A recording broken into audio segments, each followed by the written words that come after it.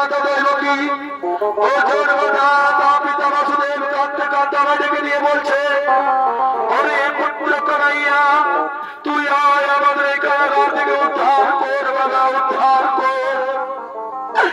আর একদিকে গোকুল হইতে আমার পালিত মাতা যশোমতী ও পালিত পিতা নন্দ কাঁদতে কাঁদতে ডেকে নিয়ে বলছে পুত্র কৃষ্ণ তুই আমাদের ছেড়ে চলে যাস রে বাবা, আমরা যে তবে ছাড়ে এক মুহূর্ত বাঁচতে পারবো না, কিন্তু উপায় নেই, চোখে দেখে উপায় নেই, আমায় যেতে হবে।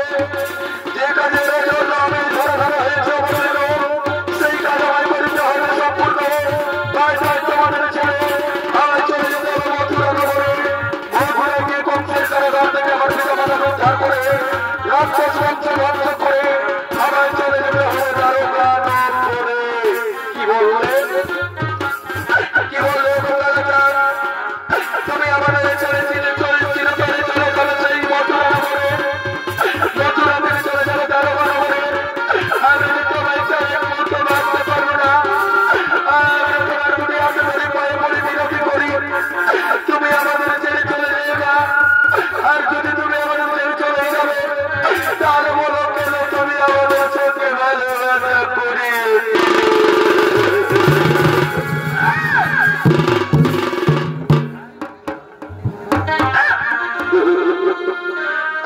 ওরে তারো নাবিন হবানা এটা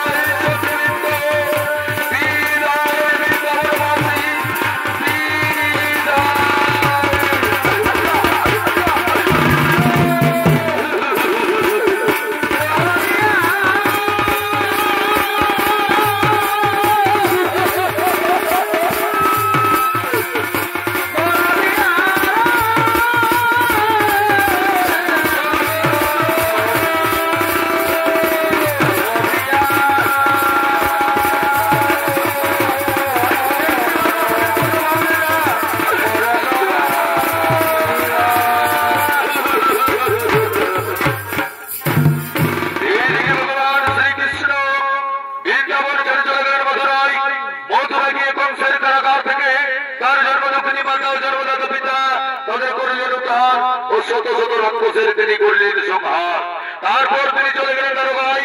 দারোগায় গিয়ে ধর্মরাজ্য স্থাপন করে যত বংশ হয়ে ধ্বংস 10,000 বছর তিনি রাজত্ব করলেন। শুধুমাত্র তিনি একমাত্র জীবিত। তাই মনে মনে ভগবান শ্রীকৃষ্ণ চিন্তা করলেন, হ্যাঁ হ্যাঁ হ্যাঁ, আজ আমি সর্বহারা, আজ আমার যত বংশ হয়েছে ধ্বংস, আজ আমি যত বংশে আমি একমাত্র, তাই আমি আর এই জীবন রাখবো না, আমি আমার প্রাণ বিসর্জন দেব। ওই তো ওই বড় বৃক্ষের ডালে আমি পক্ষীর ধারণ করে, ওই বড় বৃক্ষের ডালে আমি পক্ষীর ধারণ করে বসে রইব। অতীত অতীতে নামে গেছে, আমায় করিবে দিনাঘাত, আর সেই দিনাঘাতে আমি আমার প্রাণ বিসর্জন দেব, আমি আমার প্রাণ বিসর্জন দেব। এদিকে ভগবান শ্রীকৃষ্ণ সেই বড় বৃক্ষে পক্ষীর ধারণ করে বসে রইলে অনেক অতীতে নামে চলেছে সেখানে।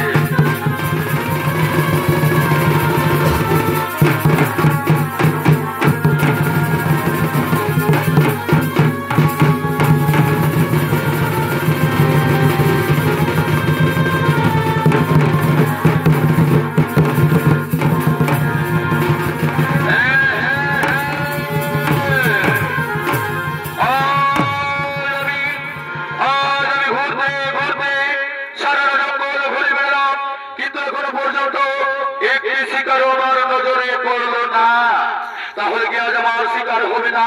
কিন্তু না না না, আমি শিকার না করে কিছুতেই গিরিয়ে ফিরে যেতে পারবো না, আমি শিকার না করে কিছুতেই গিরিয়ে যেতে পারবো না। ওই তো আমার কণ্ঠে ভেসে উঠেছে সেই পক্ষীর ডাক। ওই বড় বৃক্ষের ডালে ওই পক্ষী বসে রয়েছে, আমি সেই পক্ষীর পরিবর্তন ঘাত। ভগবান শ্রীকৃষ্ণ, সত্যি সত্যি যদি আমি তোমার শিষ্য হয়ে থাকি, তাহলে আমার একটি তীর যেন বিফলে না যায় প্রভু, একটি তীর যেন বিফলে না যায়।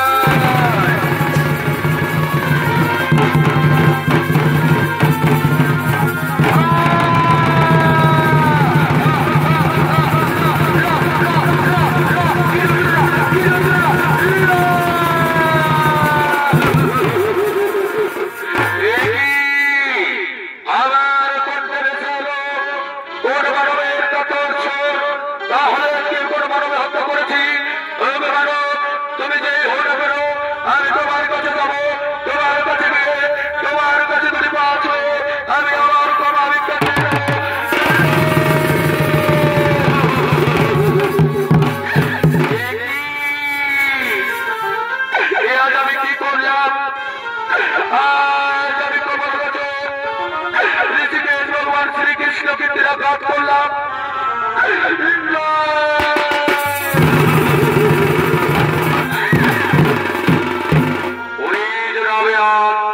এতে তোমার কোন দোষ নেই রে, এতে তোমার কোন দোষ নেই।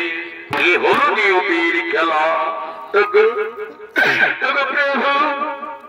প্রভু প্রভু দয়াময়, আজ শাস্ত্র সকলে বলবে দূর মূর্খ জনাবে আজ ভগবান শ্রীকৃষ্ণকে তিরাঘাত করে হত্যা করেছে। সেই যন্ত্রণা আমি কেমন করে সহ্য করবো প্রভু, আমি যে পারব।